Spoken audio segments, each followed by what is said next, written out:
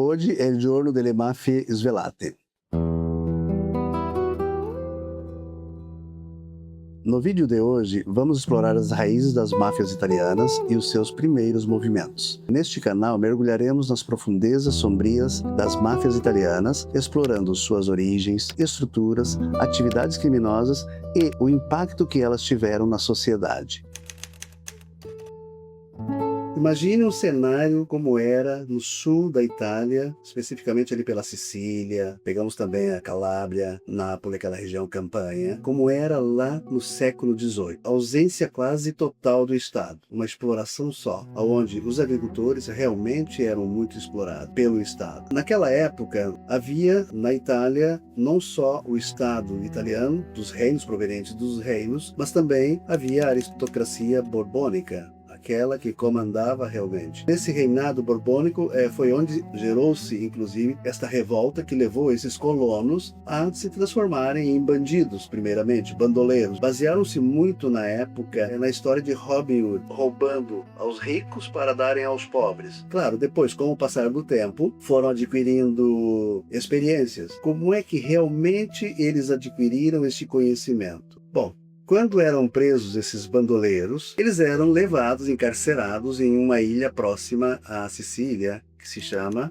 Favignana. Uma vez presos ali, eram colocados juntos nas mesmas celas com políticos dissidentes do regime. E esses agricultores, esses colonos, eles aprendiam muito rápido, eles escutavam os políticos falando e começaram a aprender toda aquela, digamos assim, malandragem de como se tornar um bandido, de como explorar, de como trufar, digamos, não? Quando saíam, já saíam com uma outra mentalidade e aí começou a formar-se realmente bandos mais organizados. Para sobreviverem, se organizavam em grupos e se protegiam mutuamente.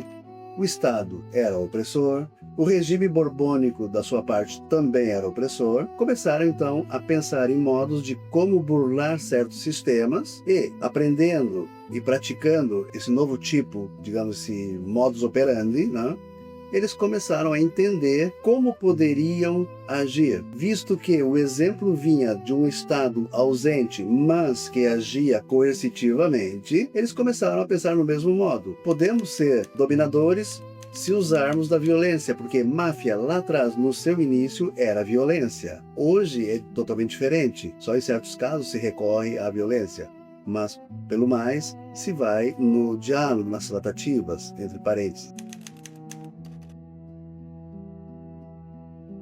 Uma vez organizados, já sentindo-se mais conhecedores dos fatos, começaram a pensar em algo mais profundo, algo maior. Foi onde se teve a ideia de criar a Honorata Società, ou a Sociedade Honrada.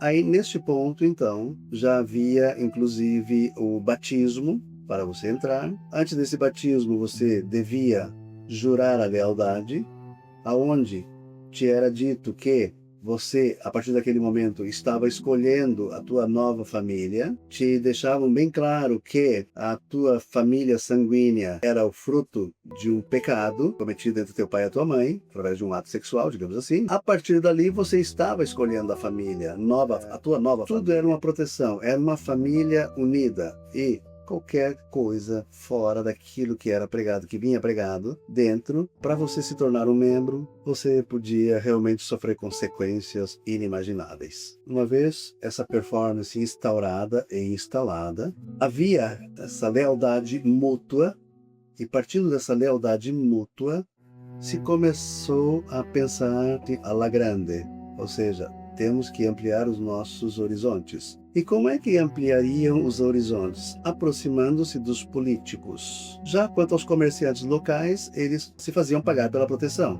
Uma vez ao mês, surgia um personagem na loja, batia na porta de um lojista, de um mercado, mercadinho, açougue, aquilo que era, e pedia já aquele pagamento em virtude da proteção que lhe seria dada. Isso assegurava ao comerciante local, das regiões, que ele não sofreria assalto, porque ele estaria sendo protegido. E caso ele viesse a sofrer um assalto, ele deveria entrar em contato, então, com esses homens, mas ainda não havia o termo mafioso, não se falava de máfia. Agora, uma vez organizados, ofereciam para as eleições desses políticos pacotes de votos em troca de favores, e que uma vez o político eleito, ele deveria conceder certos favores a essas organizações, criando novas leis, dando novas aberturas, elastizando, digamos, certos tempos, prazos e algo mais. Mas como eram obtidos esses pacotes de votos? Obviamente, na obrigação, ameaças. Em dias de eleições, esses bandoleiros iam até os votantes, os eleitores, que não eram muitos, e já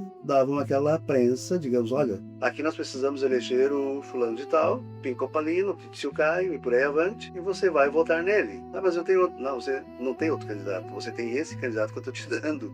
Você não entendeu, é ele que você vai votar. A partir daquele momento, uma vez o político eleito, começaram a formar-se esses laços de integração. Então não se pode dizer que alguém era inocente na criação desses grupos. Na vida de toda pessoa existe uma coisa chamada ganância. Obviamente que esses grupos começaram a sonhar cada vez mais alto. Então, de camponeses, simples camponeses e artesãos, o que aconteceu?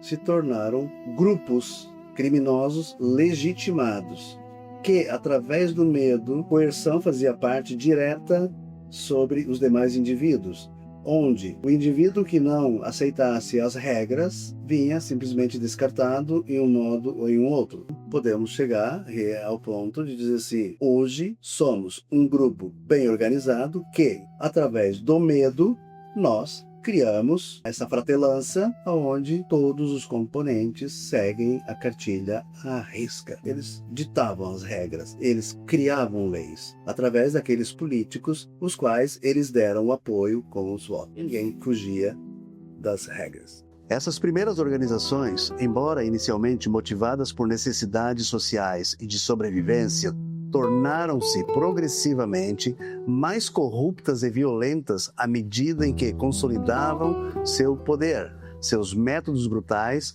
e a crescente impunidade criaram terreno perfeito para o surgimento da máfia italiana, uma força que nasceria do caos e passaria a dominá-lo. No próximo capítulo, a evolução das três maiores máfias, Cosa Nostra, 'Ndrangheta na Calábria e a influente Camorra em Nápoles.